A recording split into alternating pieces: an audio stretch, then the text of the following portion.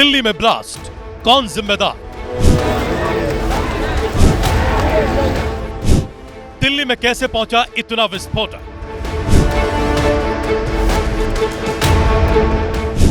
लापरवाही जिंदगियों पर पड़ी भारी।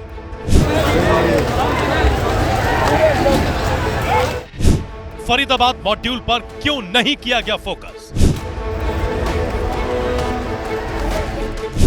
क्या दिल्ली में धमाके को रोका जा सकता था? दिल्ली धमाके पर सनसनीखेज खुलासा।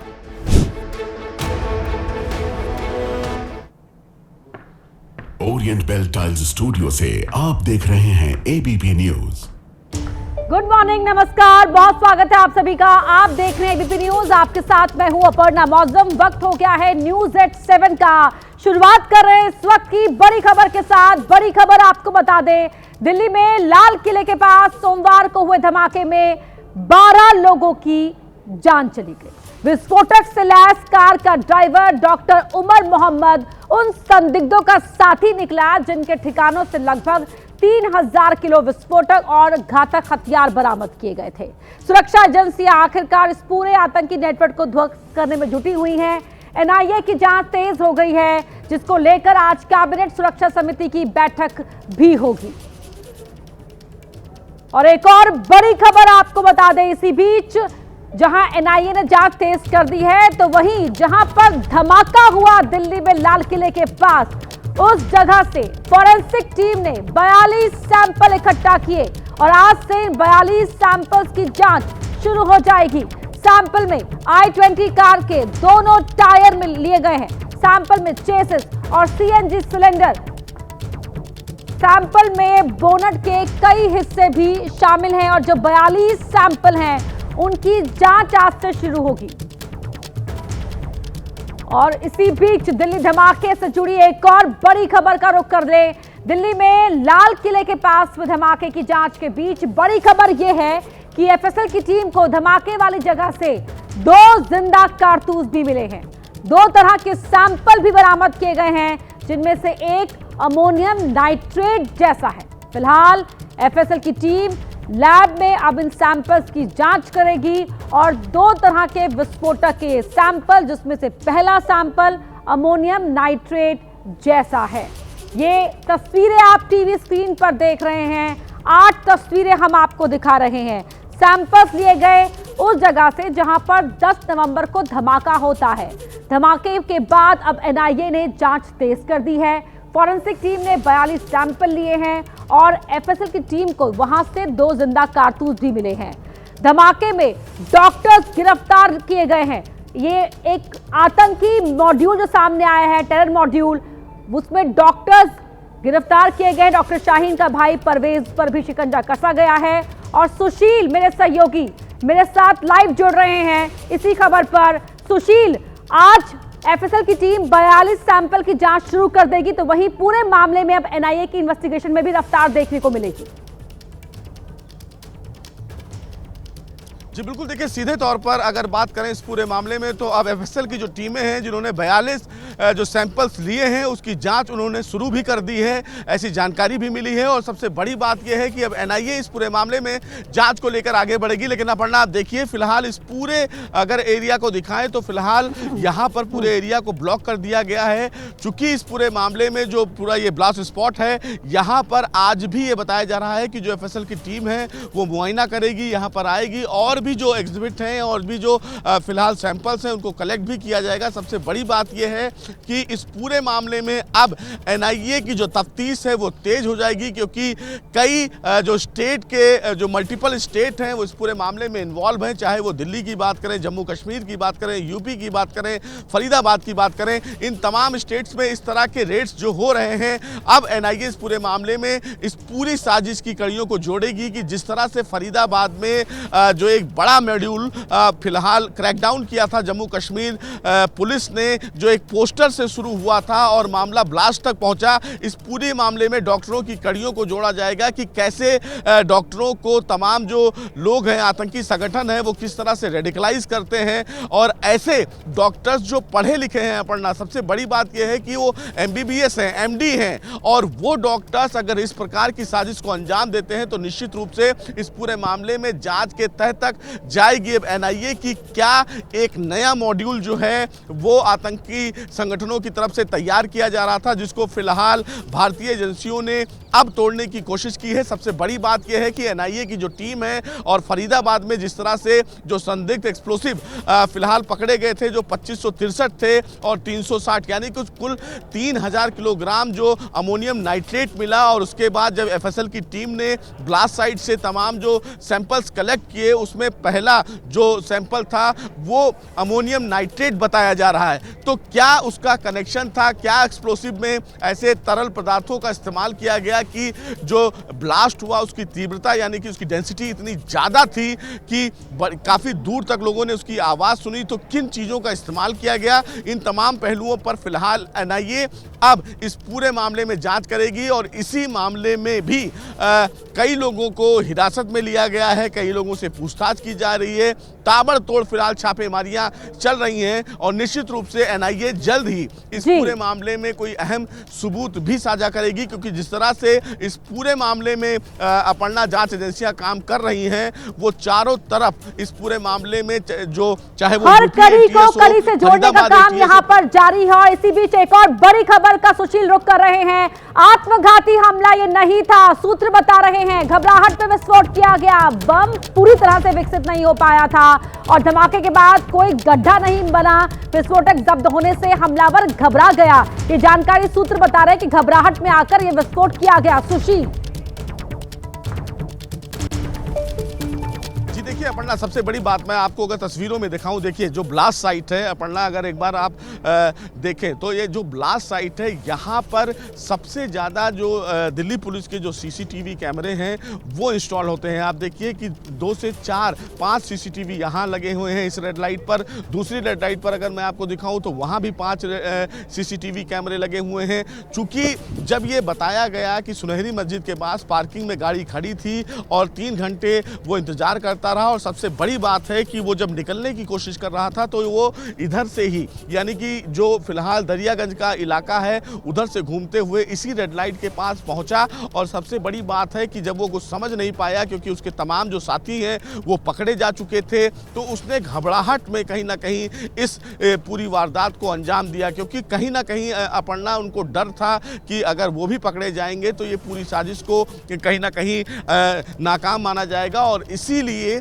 ये जो फिलहाल ब्लास्ट हुआ वो जल्दबाजी में हुआ, घबराहट में हुआ। फिलहाल आप बिल्कुल सही कह रही हैं कि अभी तक इस पूरे मामले में ना तो जांच एजेंसियों ने कुछ कहा है और ना इसको आत्मघाती हमला माना जाएगा, क्योंकि ये हमला हड़बड़ाहट में की गई है। भागने की कोशिश थी और भागने की कोशिश में उसके पास समय कम था, जिसकी वजह से जल्दबाजी में कार में इस प्रकार का धमाका हुआ। प्लानिंग कहीं और रची जा रही थी, लेकिन इस पूरे मामले में जांच एजेंसियों ने जब इतनी काफ़ी मात्रा में एक्सप्लोसिव को पकड़ लिया, तो निश्चित रूप से जो ये तमाम डॉक्टर्स की टीम थे, चाहे वो मुजम्मिल की बात करें, जो साजिश थी उसके तार हिल गए और इसीलिए घबराहट में आकर, पैनिक में आकर इस विस्फोट को अंजाम दिया गया। ये सूत्र बता रहे हैं। पुख्ता तौर पर अभी जानकारी का इंतजार करना होगा। लेकिन इसी बीच एक और बड़ी खबर, दिल्ली में विस्फोट मामले के बाद अब वहां पर जहां पर विस्फोट हुआ था वहां से मलबे को हटाया जा रहा है। धमाके करीब 24 घंटे के बाद घटनास्थल पर पड़े कुछ मलबे को हटा दिया गया। सुशील, अभी वहां पर क्या चल रहा है जरा बताएं और तस्वीरें भी दिखाएं।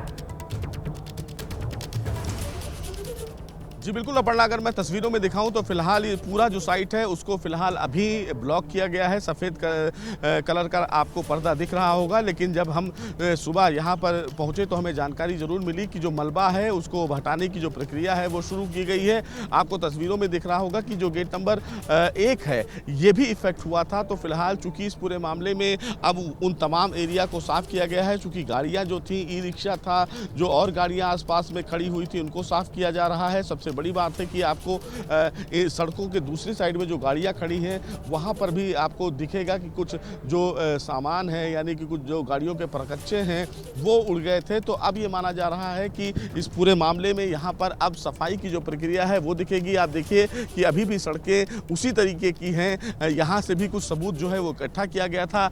ये मेरे पीछे जो जैन मंदिर आपको मैं तस्वीरों में दिखा पाऊँ तो जैन मंदिर जो है यहाँ भी कल एफएसएल की टीम पहुँची थी, क्योंकि जब गाड़ी में ब्लास्ट हुआ था अपर्णा तो यहाँ इसकी छत पर भी कुछ जो मलबे हैं वो उड़ कर आए थे, कुछ जो मानव अंग हैं वो भी यहाँ से कलेक्ट किया गया था। तो इन तमाम जगहों पर अब एफएसएल की जो टीमें हैं उन्होंने अपने जो सैंपल्स हैं वो इकट्ठा किए हैं और अब यहाँ से तमाम जो मलबे हैं उनको हटाने की जो कवायद है, यानी कि जो हटाने की प्रक्रिया है वो शुरू की गई है। क्योंकि एफएसएल की जो टीमें हैं उन्होंने जो मुख्य सबूत है, यानी कि जो अहम सबूत हैं, जो बड़े सबूत हैं, उनको फिलहाल इकट्ठा किया गया है। और ये भी माना जा रहा है कि एफएसएल की टीम जो है आज फिर इस साइट का दौरा करेगी और यहाँ से कुछ और जो छोटे अहम सबूत होंगे उनको इकट्ठा कर सकती है, क्योंकि सीधे तौर पर ये इंश्योर किया जाएगा कि कुछ भी यहाँ से मिस ना हो पाए, कुछ भी छूट ना पाए। सुशील, और इस बीच एक और बड़ी खबर एक्शन में है। केंद्र सरकार दिल्ली कार धमाके की जांच को लेकर आज कैबिनेट सुरक्षा समिति की अहम बैठक होनी है। पीएम मोदी की अध्यक्षता में ये सीसीएस की बैठक होगी जहां जांच के हालात पर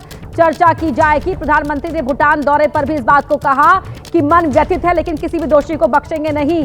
दिल्ली धमाके की जांच के हालात पर चर्चा की जाएगी। सीसीएस की ये अहम बैठक प्रधानमंत्री मोदी की अध्यक्षता में होने जा रही है।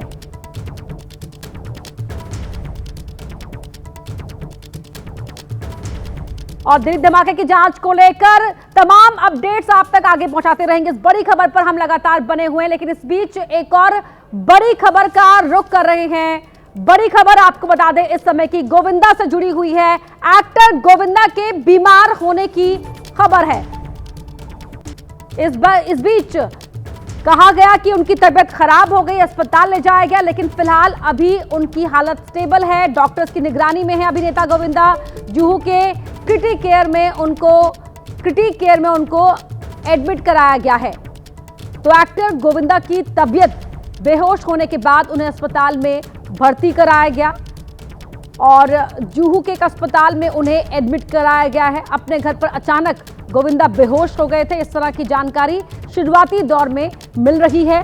डॉक्टर्स फिलहाल उनकी जो पूरी तबीयत है, उनके वाइटल्स को वो मॉनिटर कर रहे हैं और बेहोश होने के बाद उन्हें अस्पताल में भर्ती कराया गया था। ये जानकारी शुरुआती दौर में निकलकर सामने आई है कि वो अपने घर पर थे, अचानक से बेहोश हो गए, उन्हें अस्पताल ले जाया गया और फिलहाल जो हालत है वो उनकी ठीक पहले से बताई जा रही है।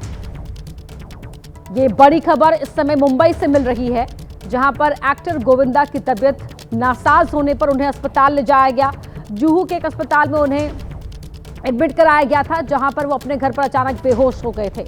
अभी कैसी तबीयत है, डॉक्टर्स ने क्या कहा है, क्या परिवार की ओर से कोई जानकारी दे पाया है, इन तमाम चीज़ों को लेकर अपडेट्स आप तक पहुंचाएंगे। लेकिन फिलहाल जो जानकारी शुरुआती दौर में निकलकर सामने आई है वो ये जुहू से है कि जुहू के अस्पताल में गोविंदा को एडमिट कराया गया है और घर पर बेहोश होने के बाद भर्ती कराया गया था। याद होगा आपको, जिससे पहले गोविंदा को लेकर एक खबर तब आई थी जब उनके पैर में गोली लग गई थी, जिसको लेकर उन्होंने कहा था कि वो एक्सीडेंटल हुआ था उनके साथ।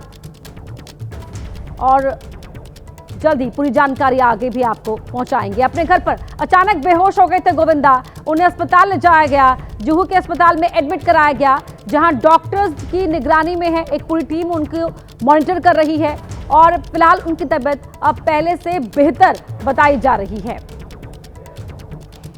तो डॉक्टर्स की टीम निगरानी कर रही है, मेडिकल बुलेटिन का इंतजार करना होगा। अचानक से बेहोश हो गए थे, क्या कोई स्ट्रेस था या कुछ और था, ये अभी फिलहाल साफ नहीं हो पाया है। मृत्युंजय हमारे सहयोगी जुड़ रहे हैं। मृत्युंजय, क्या है पूरी खबर? देखिए, बीती रात एक्टर गोविंदा अपने घर पर, जुहू वाले घर पर मौजूद थे और रात 1 बजे के करीब उनकी तबीयत बिगड़ी और अचानक वो बेहोश हो गए, अपने कमरे में ही बेहोश हुए। जिसके बाद आनंद फानन में उन्हें नजदीक में ही उनके घर से महज 1.25 किलोमीटर की दूरी पर क्रिटिक केयर हॉस्पिटल है, वहां पर उन्हें ले जाया गया, वहां पर उन्हें एडमिट कराया गया। और अभी जो हमें जानकारी मिल रही है कि उनकी तबीयत स्थिर है, स्टेबल है, कोई तकलीफ नहीं है, लेकिन किस वजह से हुई ये अभी तक आधिकारिक बयान नहीं आया है और डॉक्टरों की निगरानी में क्रिटिकल अस्पताल में उनका इलाज चल रहा है। बहुत धन्यवाद आपका इस पूरी जानकारी के लिए। रात की बात की अभी फिलहाल तबीयत ठीक है उनकी। और एक और बड़ी खबर का रुख कर रहे हैं इस समय की दिल्ली धमाके से जुड़ी हुई इस वक्त की बड़ी खबर। डॉक्टर परवेज अंसारी को हिरासत में लिया गया है। यूपी एटीएस ने परवेज अंसारी को डिटेन किया है। परवेज अंसारी से लैपटॉप मिला है, मोबाइल मिला है और साथ ही घर से कुछ डॉक्यूमेंट्स भी मिले हैं। डॉक्टर परवेज अंसारी कौन है? वो है डॉक्टर शाहीन का छोटा भाई डॉक्टर परवेज अंसारी, जो इंटीग्रल यूनिवर्सिटी में बतौर असिस्टेंट प्रोफेसर काम कर रहा था और परवेज अंसारी के घर से कुछ डॉक्यूमेंट्स भी मिले हैं। डॉक्टर शाहीन का छोटा भाई डॉक्टर परवेज अंसारी, घर से लैपटॉप भी मिला है, मोबाइल फोन मिला है, कुछ डॉक्यूमेंट्स मिले हैं। किस तरह के कागज हैं, दस्तावेज किस तरह के हैं, ये अभी जानकारी इस पर साफ नहीं है, लेकिन यहां पर हिरासत में ले लिया गया है यूपी एटीएस की ओर से डॉक्टर परवेज अंसारी को। और एक और बड़ी खबर का रुख कर रहे हैं जो सूत्रों के हवाले से मिल रही है। डॉक्टर शाहीन के महाराष्ट्र से भी तार जुड़े हुए हैं। शाहीन का महाराष्ट्र में निकाह हुआ था, सूत्र बता रहे हैं, जफर हयात नाम के शख्स के साथ, और 2015 में फिर दोनों अलग हो गए, तलाक हो गया था। शाहीन के महाराष्ट्र कनेक्शन की जांच अब सुरक्षा एजेंसियां कर रही हैं। जफर हयात नाम के शख्स से शादी करने के बाद डॉक्टर शाहीन और जफर हयात के बीच में 2015 में तलाक हो गया था। अब सुरक्षा एजेंसियां महाराष्ट्र कनेक्शन की जांच कर रही हैं कि क्या तलाक के बाद भी डॉक्टर शाहीन का महाराष्ट्र में कोई कनेक्शन था, जब वो महाराष्ट्र में थी किन किन लोगों के संपर्क में थी, और क्या शादी के तलाक होने के बाद भी वो महाराष्ट्र आया जाया करती थी, महाराष्ट्र में क्या कोई संपर्क सूत्र था। इन तमाम चीजों की जांच अब सुरक्षा एजेंसियां कर रही हैं। दिल्ली में धमाका हुआ है, उस पूरे मामले में अब तक क्या कुछ हुआ है सिलसिलेवार तरीके से आपको बताते हैं। इस कार धमाके में 12 लोगों की मौत हो गई। धमाके की एनआईए जांच जारी है। आत्मघाती हमले से इनकार किया जा रहा है, ये सूत्र बता रहे हैं। सूत्रों का कहना है कि आत्मघाती हमला नहीं था बल्कि जल्दबाजी में धमाका हुआ, ये दावा है सूत्रों के हवाले से। घटनास्थल से फॉरेंसिक टीम ने सबूत इकट्ठा किए। धमाका जहां हुआ उस जगह से दो जिंदा कारतूस भी मिले हैं। अमोनियम नाइट्रेट जैसा सैंपल मिला है और सभी सैंपल की आज से लैब में जांच होगी। डॉक्टर शाहीन के भाई परवेज अंसारी को हिरासत में लिया गया है और शाहीन के महाराष्ट्र कनेक्शन के लिए छापेमारी जारी है। ये इस पूरे मामले में अब तक जो कुछ हुआ है उसकी जानकारी हमने आपको सिलसिलेवार तरीके से दी। 10 तारीख को ब्लास्ट हुआ और उसके बाद क्या कुछ हुआ वो बताया। इसी बीच एक और बड़ी खबर का रुख कर रहे हैं। महाराष्ट्र एटीएस की कार्रवाई, मुंब्रा कौसा में इब्राहिम आबिदी के घर पर छापा मारा गया है। घर से कई इलेक्ट्रॉनिक डिवाइसेस जब्त किए गए हैं। बच्चों को आतंकी गतिविधियों के लिए उकसाने का आरोप है इब्राहिम आबिदी पर। इब्राहिम की दूसरी पत्नी के घर पर भी छापा मारा गया है। कुर्ला की एक मस्जिद में इब्राहिम आबिदी उर्दू पढ़ाता है और वह बच्चों को आतंकी गतिविधियों के लिए उकसाया करता था, ये आरोप है इब्राहिम आबिदी पर। इब्राहिम के घर से कई इलेक्ट्रॉनिक डिवाइसेस जब्त किए गए हैं।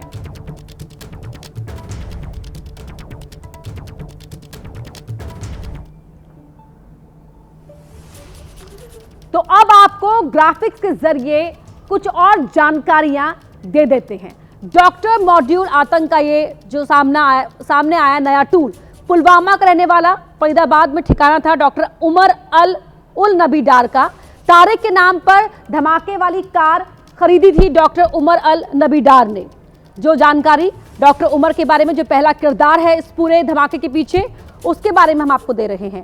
कार में हुए धमाके के बाद से कोई जानकारी डॉक्टर उमर उल नबी डार की नहीं है और ये जांच एजेंसियों ने डॉक्टर उमर की मां का डीएनए सैंपल अस्पताल में दिया है ताकि जांच हो सके और शिनाख्त हो सके उन शवों की जो नहीं हो पाई है, जो धमाके में जिनकी मौत हुई थी।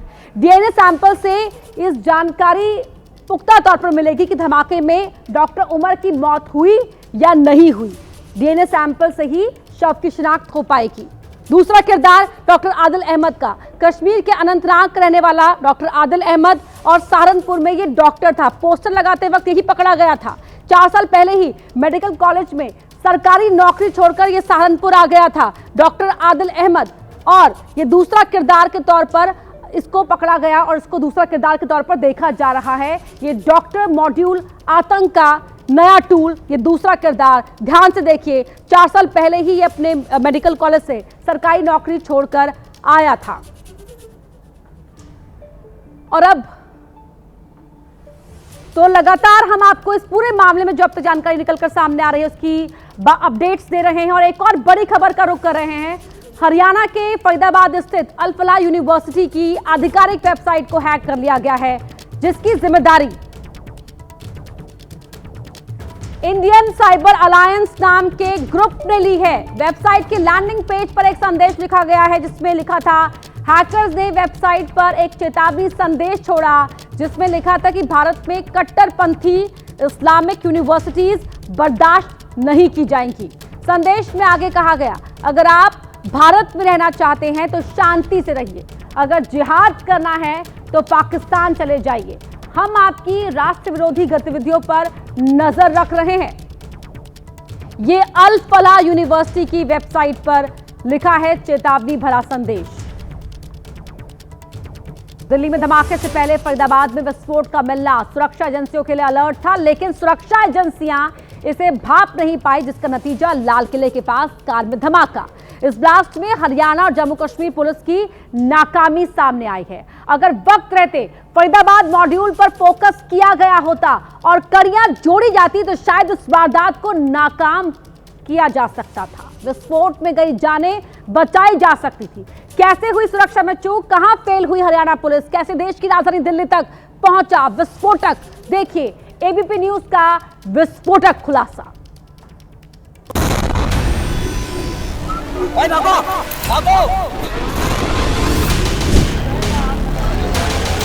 बम ब्लास्ट हुआ है।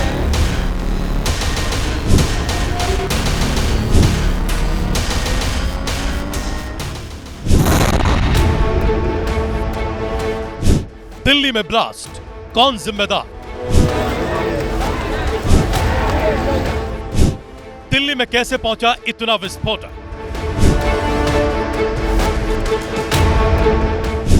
लापरवाही जिंदगियों पर पड़ी भारी।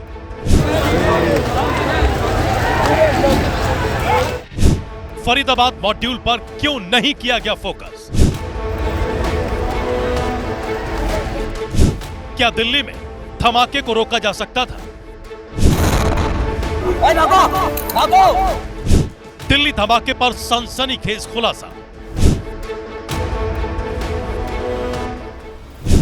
दिल्ली ब्लास्ट की जांच जैसे जैसे आगे बढ़ रही है, नए नए चौंकाने वाले खुलासे सामने आ रहे हैं। फरीदाबाद से लेकर पुलवामा तक साजिश की कड़ियां जुड़ती जा रही हैं। लेकिन एबीपी न्यूज जो आज खुलासा आपको दिखाने जा रहा है, उसे देखकर आप चौंक जाएंगे। एबीपी न्यूज के रोविंग एडिटर जोगविंदर पटियाल के मुताबिक हरियाणा पुलिस और जम्मू कश्मीर पुलिस में तालमेल की बड़ी कमी थी। अगर हरियाणा पुलिस ने सही वक्त पर जम्मू कश्मीर से मिले इनपुट पर काम किया होता तो शायद दिल्ली ब्लास्ट को रोका जा सकता था। अगर सभी एजेंसियां मिलकर काम करती, जम्मू कश्मीर पुलिस ने बहुत शानदार काम किया, लेकिन अगर बाकी एजेंसियों को लूप में लिया होता तो मुझे ये लगता है कि शायद ये धमाका टल सकता था। धमाका ही न टलता, बल्कि मुझे लगता है कि जो मास्टरमाइंड था, सरगना था, जो इस पूरे बम की फैक्ट्री के नेटवर्क का और जो पूरे देश को दहलाने की साजिश रच रहा था, जिसका ये पूरा प्लान था, डॉक्टर उमर मोहम्मद, वो भी शायद पुलिस के हाथ पड़ सकता था।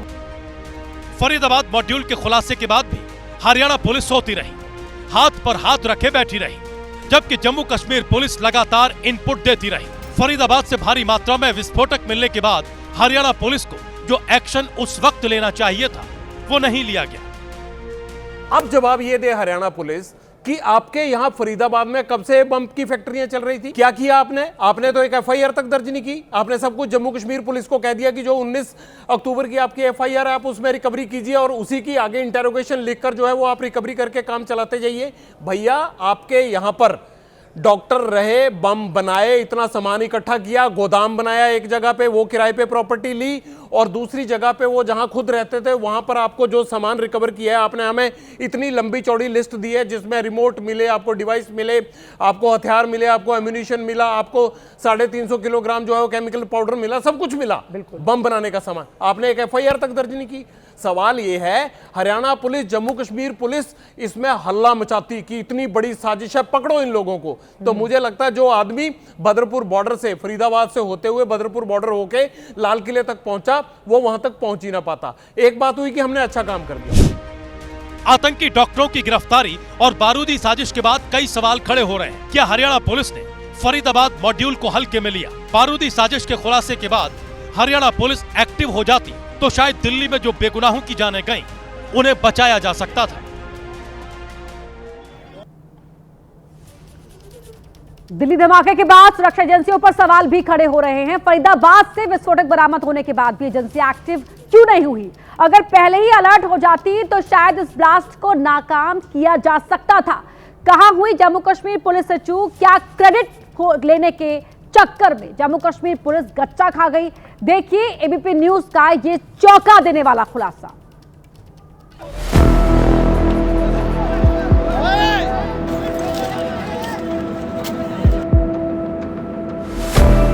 एजेंसियों की नाकामी, लापरवाही पड़ी भारी।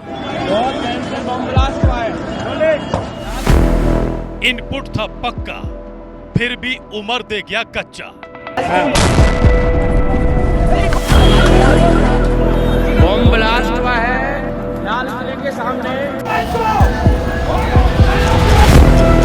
क्रेडिट की हो, जम्मू कश्मीर पुलिस हुई फेल। पुलवामा टू फरीदाबाद, नाकामी के कितने तार। जो तत्परता जम्मू कश्मीर पुलिस ने दिल्ली धमाके के बाद दिखाई है, अगर वो पहले दिखाती तो शायद लाल किले के पास हुए धमाके को रोका जा सकता था। एक बड़े आतंकी मॉड्यूल को ध्वस्त किया जा सकता था, क्योंकि दिल्ली ब्लास्ट के तार अब पुलवामा से जुड़ रहे हैं। सूत्रों के मुताबिक आतंकी नेटवर्क के 2 डॉक्टर्स की गिरफ्तारी के बाद आनंद फानन में इस डॉक्टर डेथ ने इस कार ब्लास्ट की आतंकी वारदात को अंजाम दिया। दिल्ली धमाके के बाद जम्मू कश्मीर पुलिस पर भी सवाल उठ रहे हैं।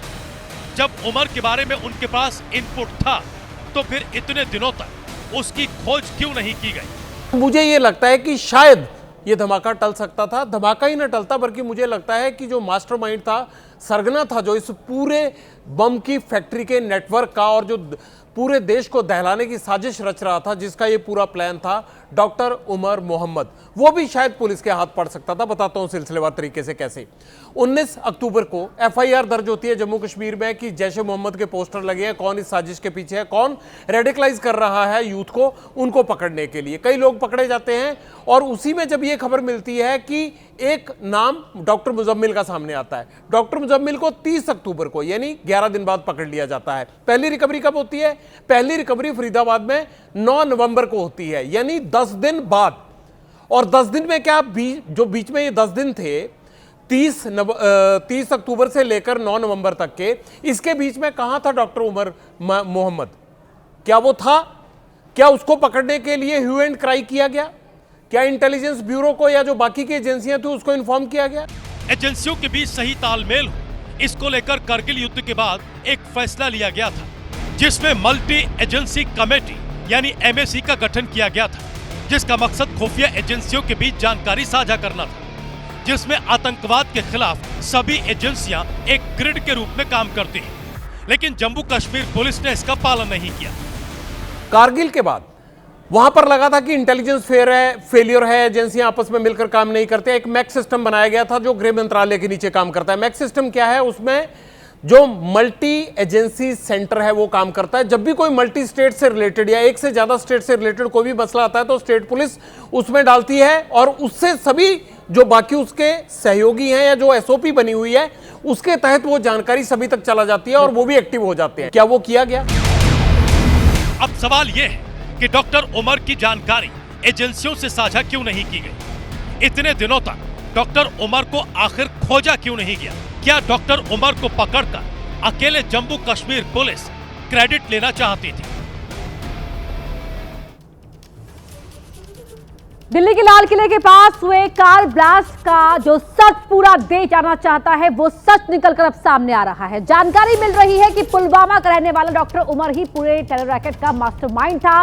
वो डॉक्टर उमर ही था जिसने महीनों तक दिल्ली को दहलाने की साजिश रची और फिर 10 नवंबर को उस साजिश को अंजाम दे डाला। सूत्रों के हवाले से खबर है कि जिस कार में ब्लास्ट हुआ वो कार उमर ही चला रहा था। उमर ही I-20 कार में विस्फोटक लेकर दिल्ली आया था।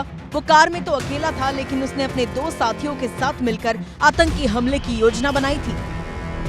खबर है कि फरीदाबाद में टेरर मॉड्यूल के खिलाफ हुई ताबड़तोड़ गिरफ्तारियों से उमर घबराया हुआ था। उमर को पकड़े जाने का डर सताने लगा था और दहशत में उसने अपने साथियों के साथ मिलकर कार में डेटोनेटर लगाया और धमाके को अंजाम दिया। खबर तो यहाँ तक है कि इस धमाके में उमर भी मारा गया। हालांकि जांच होना अभी बाकी है। ब्लास्ट के बाद घटना वाली जगह से एक डेड बॉडी मिली जो आतंकी उमर की बताई जा रही है। हालांकि शव बुरी तरह से जल चुका है, इसलिए शव की पहचान करना मुश्किल हो रहा है। ऐसे में अब डीएनए टेस्ट की एकमात्र सटीक टेस्ट है जिससे शव की पहचान की जा सकती है। डीएनए मिलान ही अब उमर के शव के शिनाख्त का एकमात्र रास्ता बचा है। इसलिए जांच एजेंसियां अब शव का उमर के परिवार वालों से डीएनए मिलान करेगी। इसी बीच जम्मू कश्मीर पुलिस ने उमर के पिता गुलाम नबी भट्ट को हिरासत में ले लिया है, जो पूर्व स्वर्ण पदक विजेता शिक्षक रहे हैं। हिरासत में लिए जाने का संभावित कारण भी डीएनए टेस्ट ही बताया जा रहा है। इससे पहले जम्मू कश्मीर पुलिस ने उमर के 2 भाइयों और मां को भी हिरासत में लिया था, जिनसे पूछताछ जारी है। उमर के परिवार वालों के अलावा जम्मू कश्मीर पुलिस ने आतंकी मॉड्यूल से जुड़े मामले में कार्रवाई करते हुए एक और डॉक्टर सज्जाद अहमद को हिरासत में ले लिया है, जो उमर का दोस्त है और सबसे बड़ी बात फरीदाबाद के अल फलाह अस्पताल में एक सर्जन है। नई दिल्ली से 43 किलोमीटर की दूरी पर मौजूद अल फलाह यूनिवर्सिटी में पढ़ाने और मरीजों का इलाज करने वाला डॉक्टर मुजम्मिल विस्फोटक जमा कर रहा था। वहीं की एक डॉक्टर उसकी मदद कर रही थी। वहां के मालिक पर धोखाधड़ी के आरोप है और अब उसी यूनिवर्सिटी के 52 से ज्यादा लोग पुलिस के रडार पर आ गए हैं। धमाके का लिंक इस यूनिवर्सिटी से जुड़ने के बाद पुलिस ने यहां कई बार दबिश दी। विस्फोटक जमा करने वाला मुजम्मिल यहां के इमरजेंसी वार्ड में डॉक्टर था। वो किसी के पास बैठता नहीं था, गांव में किसी से मुलाकात नहीं थी। अल फलाह यूनिवर्सिटी की इमरजेंसी में रहता था। वहाँ पे एज ए डॉक्टर था वो। उसके साथ काम करने वाले 52 से ज्यादा लोगों से पूछताछ की गई। उनमें से 6 लोगों को हिरासत में लिया गया। पुलिस ने यूनिवर्सिटी के स्टूडेंट, वहाँ के डॉक्टर्स और मेडिकल कॉलेज के प्रिंसिपल को पकड़ा। यूनिवर्सिटी का डॉक्टर मुजम्मिल, उसका साथ देने वाली डॉक्टर शाहीन के बाद उसी यूनिवर्सिटी के कंपाउंडर को जम्मू कश्मीर से पकड़ा गया। हैरत की बात यह है कि इस यूनिवर्सिटी में ऊपर से लेकर नीचे तक सब पर संगीन आरोप है। उसका मालिक चिट फंड मामले में गिरफ्तार हो चुका है। आरोप है कि उसने लोगों के 7 करोड़ रुपए हड़पे हैं। अब तक हुई जांच से तो यही निकलकर सामने आ रहा है कि दिल्ली को दहलाने वाला आतंकी उमर कोई छोटा मोटा आतंकी नहीं था।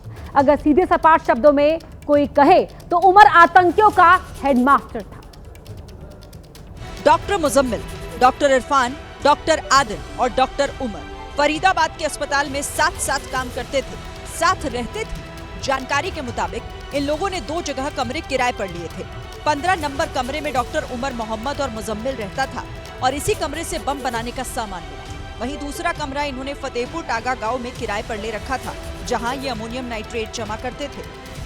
टेरर मॉड्यूल का पर्दाफाश होने के बाद फरीदाबाद और दिल्ली पुलिस की टीम अल फलाह यूनिवर्सिटी पहुंची और यूनिवर्सिटी में पढ़ने वाले छात्रों और मेडिकल कॉलेज के प्रिंसिपल से पूछताछ की।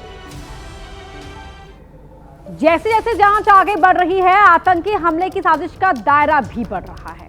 जांच में सामने आया है कि लाल किला मेट्रो स्टेशन के पास हुए धमाके के तार फरीदाबाद टेरर मॉड्यूल से जुड़े हैं। आशंका जताई जा रही है कि राजधानी दिल्ली में हुए धमाके में अमोनियम नाइट्रेट का इस्तेमाल किया गया था।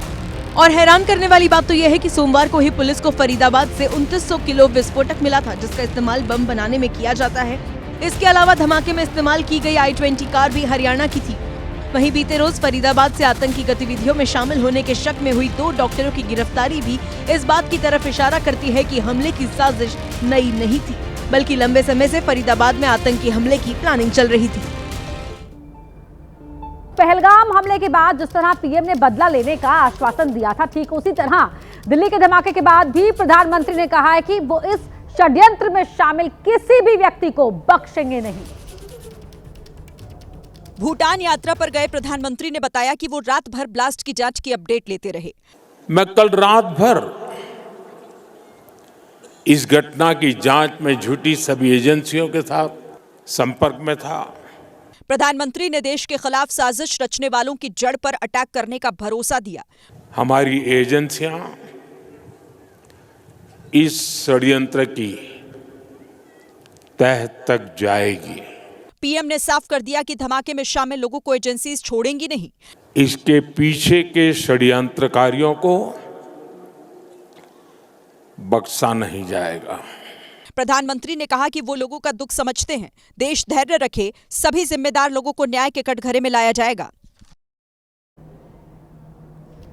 देश के प्रधानमंत्री की न्याय के भरोसे पर विपक्ष को भरोसा नहीं है। विपक्ष सवाल पूछ रहा है कि देश की राजधानी में इतना बड़ा धमाका कैसे हो गया, कैसे विस्फोटक से भरी गाड़ी लाल किले के पास आ गई, कैसे कोई सुसाइड बॉम्बर जैसा हमला हो गया और कैसे इंटेलिजेंस सिस्टम इस हमले को रोक नहीं पाया। कल रात बेकसूरों की चीख निकलने के बाद विपक्ष सरकार पर हमलावर है। इतनी भारी मात्रा में विस्फोटक मिलना बताता है कि सरकार पूरी तरह से नाकामयाब दिख रही है। कुछ अंदेशा ही नहीं है कि उसकी नाक के नीचे क्या हो रहा है। समाजवादी पार्टी ने धमाके को इंटेलिजेंस का फेलियर बताया। इंटेलिजेंस बार बार क्यों प्रश्न लग जाता है, इंटेलिजेंस हमारा फेलियर क्यों होता है? विपक्ष के सवालों के बीच गृह मंत्री अमित शाह ने रिव्यू मीटिंग के बाद दोषियों को किसी भी हाल में ना छोड़ने का भरोसा दिया। तो दिल्ली में विपक्ष की भूमिका में रहने वाली आम आदमी पार्टी ने हमले के बाद प्रधानमंत्री के भूटान दौरे पर तंज किया। कई जगह कहा था कि अगर देश पर आतंकवादी हमला होगा तो उसको एक्ट ऑफ वॉर माना जाएगा। पे युद्ध हो रहा है, मगर प्रधानमंत्री जी विदेश यात्रा पे सुबह निकल गए हैं। हालांकि प्रधानमंत्री ने कहा ही था कि पहले से हुए कमिटमेंट की वजह से उन्हें आना पड़ा। इधर रक्षा मंत्री ने जांच रिपोर्ट को जल्द सार्वजनिक करने की बात कही। The findings of the investigation will soon be made public. Those responsible for this tragedy will be brought to the justice and will not be spared under any circumstances. सरकार के आश्वासनों के बीच विपक्ष ने गृह मंत्री अमित शाह के इस्तीफे की मांग शुरू कर दी है।